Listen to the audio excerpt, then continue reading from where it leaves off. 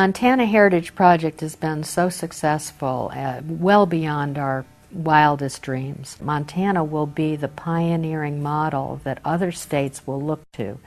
Montana figured out some very important issues early on in education. They really provided a new way of looking at education and really provided some easy, I think, very doable steps in order to bring kids into community, out of the classroom, to bring kids into primary research.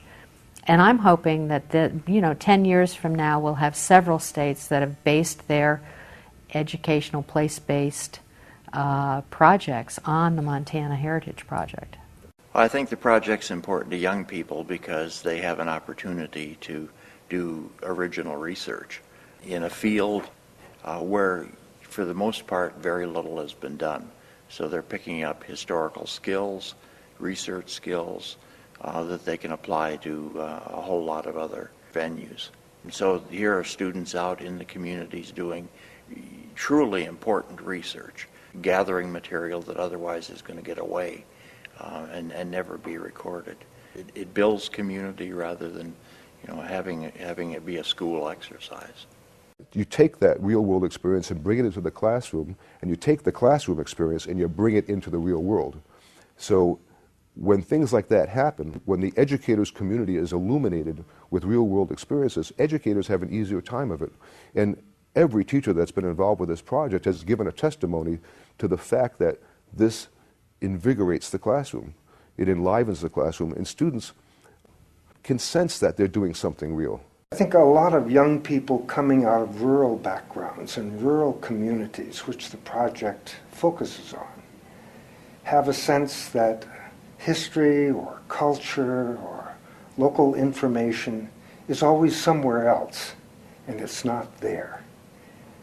And one of the things that seems to me that's so critical is that young people can then begin to study their own history, their own culture, and it gives them a sense of place, it gives them a sense of identity, it gives them a sense that what happened here is as important as what happened elsewhere.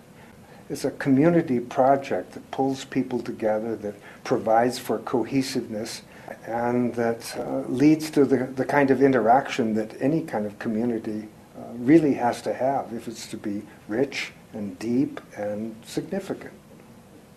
The thing that I think is important about the project is that no matter whether you're a teenager or you're a senior citizen, it's always helpful to know where you've been, to know where you're going to go in your life. And that's not just for an individual, but also as a state. We learn from our challenges, we learn from our mistakes. And I think that's important with this project is that, teenagers get a chance to look at the past or how the past has influenced the present. And they get to look at our challenges in the past and also our strengths. And hopefully they will learn from those as they grow into adulthood and then mature through their lives. The project is important to young people, I think, primarily because it engages them in a way that I think they're not otherwise engaged in high school. Obviously, they're asked to do things that they're not asked to do in a normal class. So this is a changing of an educational approaches that I think helps them with work ethics, with writing skills, with interviewing skills, and so on. When you surround the students with adults who are taking their work seriously, boy, that's priceless. And when you go out and interview someone, do an oral history, one of your elders, you are taken seriously, and the topics that you're researching are taken seriously also.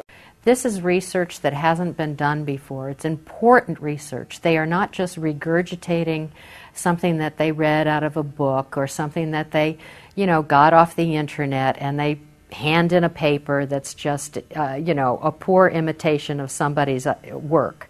What they're doing is actually primary research, going out and getting documents like newspapers and historic photos, They're actually asking questions that haven't been asked before, and then they're giving back to the state of Montana a part of history that hasn't been documented before. So they really are community scholars. Young people can do valuable research.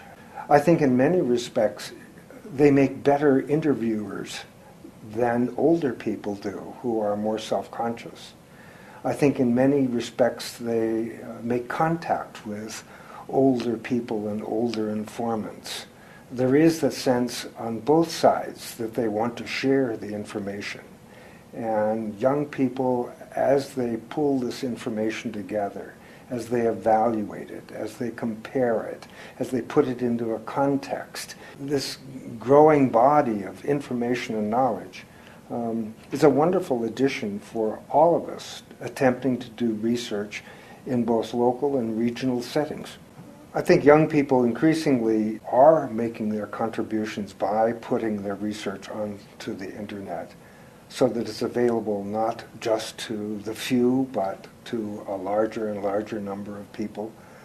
And the internet has become increasingly a research tool of choice for lots of people who wouldn't have access to major repositories or the Library of Congress or wherever it may be.